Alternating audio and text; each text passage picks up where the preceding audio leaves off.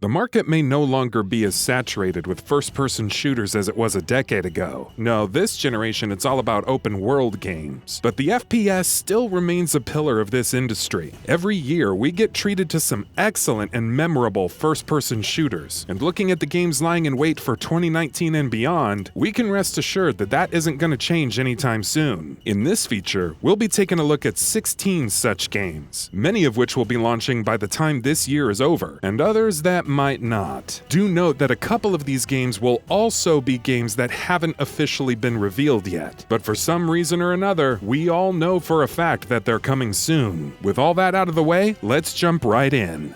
Halo Infinite.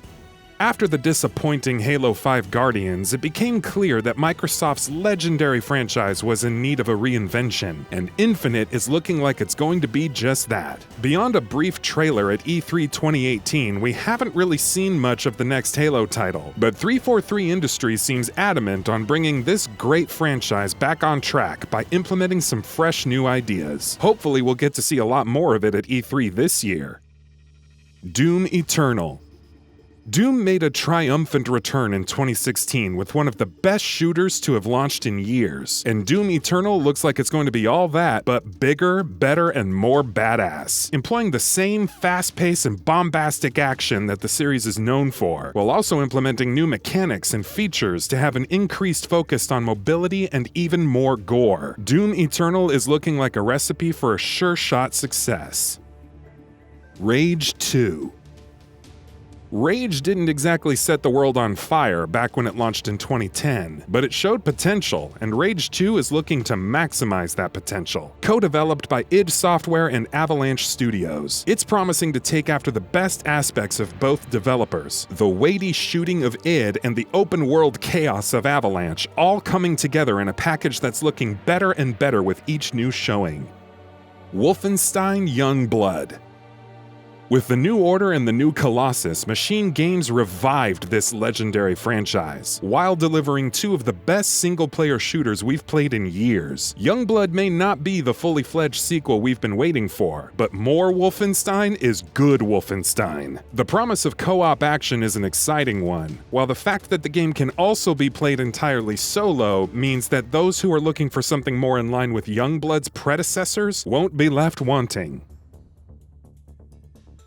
New Titanfall title.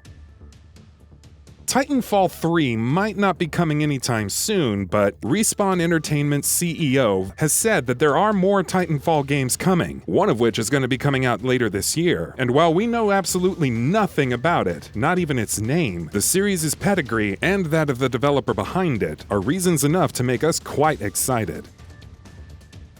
Call of Duty 2019. It's been a few years since the developer has put out a good game. Ghosts and Infinite Warfare both disappointed quite a few series fans. The studio will no doubt be looking to get back to its best. System Shock Remake. Held up as one of the best PC games to have ever been made, System Shock is a series that many had been hoping would return one day, and return it will. The game's been going through a rocky development cycle ever since it was announced, with the developers Night Dive Studios recently having restarted work on it. But they've assured fans that it's still coming, and that in and of itself is enough cause for excitement. System Shock 3. But of course, the System Shock remake isn't all we're gonna get as far as a comeback for this series is concerned. A fully fledged sequel, System Shock 3, is also under development, something that is potentially even more exciting than the aforementioned remake. We haven't seen much of it, but the fact that its development is being led by Warren Spector has definitely got us quite excited. Plus, it's System Shock. How can we not be excited? Generation Zero. Avalanche Studios might be known for Just Cause, and sure, they already have a big game coming out with Rage 2, but they have other irons in the fire as well. Generation Zero is looking like a curious beast, as an open-world shooter that places players in an alternate 1980s version of Sweden, where inhabitants have fled from terrors in the lands being occupied by huge hulking mechs and machines. Playable alone or with 3 other players, Generation Zero is definitely a game to watch out for. Ion Maiden.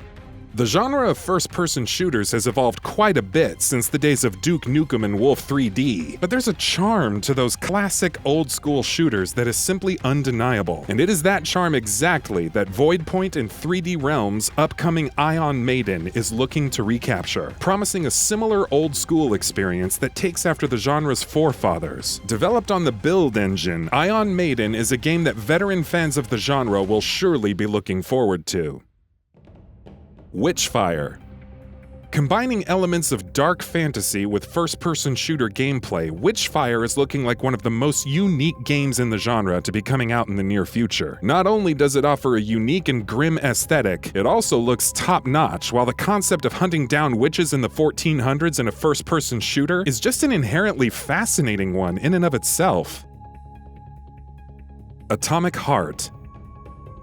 Atomic Heart is yet another first-person shooter in this list that's banking heavily on a unique aesthetic, and from what we've seen of it so far, that aesthetic is looking quite interesting. Set in an alternate version of the Soviet Union at the peak of its power, Atomic Heart is looking like a curious game, combining its shooting action with a focus on narrative. There's still a lot we don't know about it yet, but for now, color us intrigued. GTFO. Combining elements from first-person shooters and survival horror titles, and putting a co-op spin on it, GTFO definitely has a lot of people looking at it with some level of excitement. Based on everything we've seen so far, its unique loop of exploration and challenging combat, combined with its surreal atmosphere, is looking quite enticing. It'll be interesting to see how the final product turns out. Bright Memory.